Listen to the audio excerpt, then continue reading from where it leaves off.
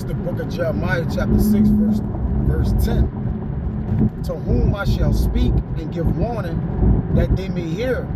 Behold, their ear is uncircumcised, and they cannot hearken. Behold, the word of the Lord, Yahweh, is unto them a reproach. They have no delight in it.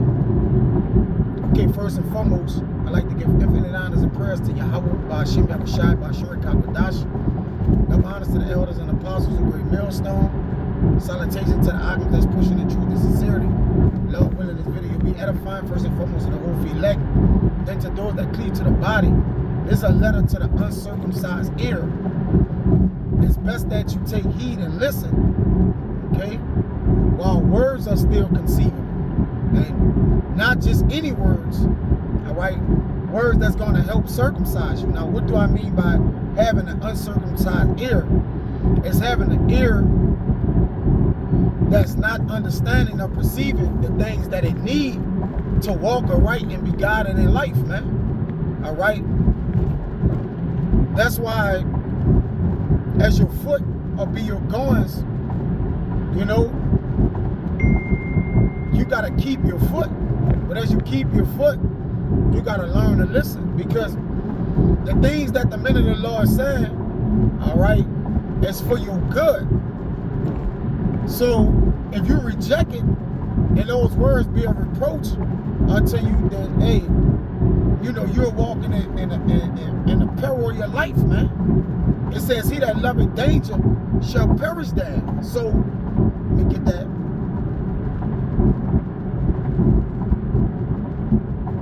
It's just a quick hit, because the men of the Lord not going to be talking forever.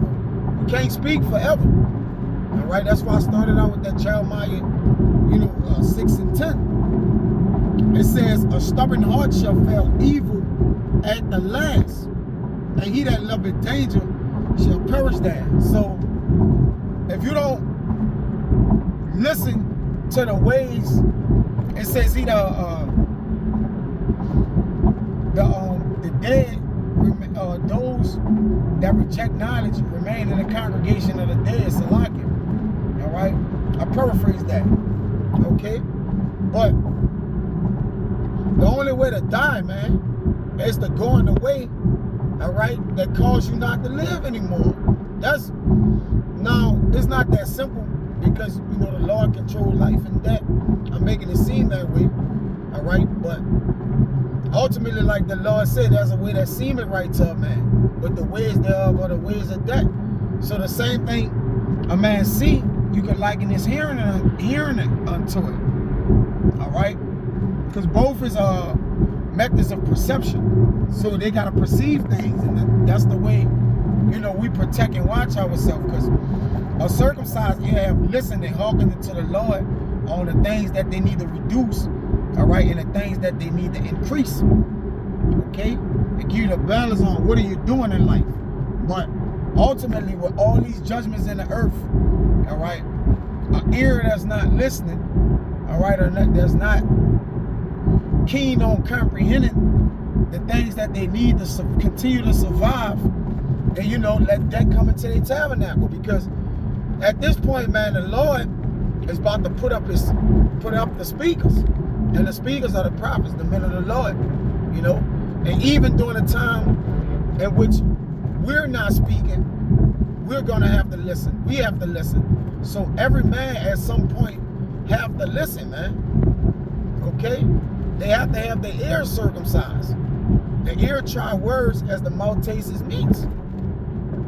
Okay, so if your ear can't try the words, okay, to see what is good for it or good for you, then may death be upon you, man, because these words are life. All right, you hearing the word of life. Let me get that. These words give life. These words keep life. These words preserve life. The word is life. All right.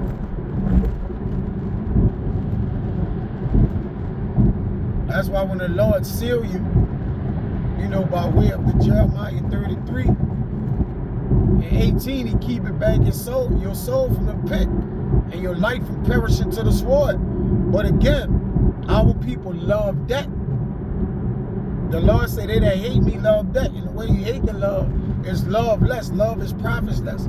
Love here, hate him is not the hearkening into the voice of the prophets, the words of the Lord.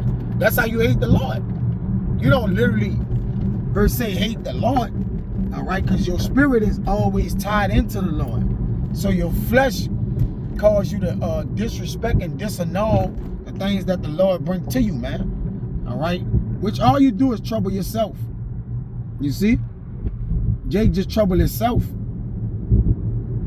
Who is he that would be evil to himself, man?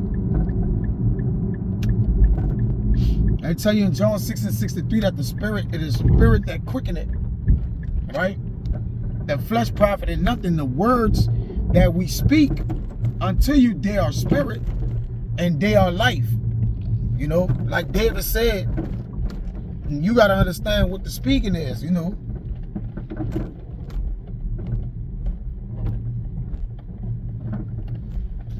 Get it. This is Psalms 120, and I'm gonna get out of there with this at 7. It says, I am for peace, but when I speak, therefore war. So the words of the Lord is bringing them that war drum of formation unto you, man. You know, to let you know, like, look, a war is coming. Now, either you're gonna be a good soldier and take heed, get trained up and endure, all right, to where you can survive, or you gonna disannul it and die miserably, man, and rigorously. So I'll be right, this was edifying, man. Till next time I see shalom.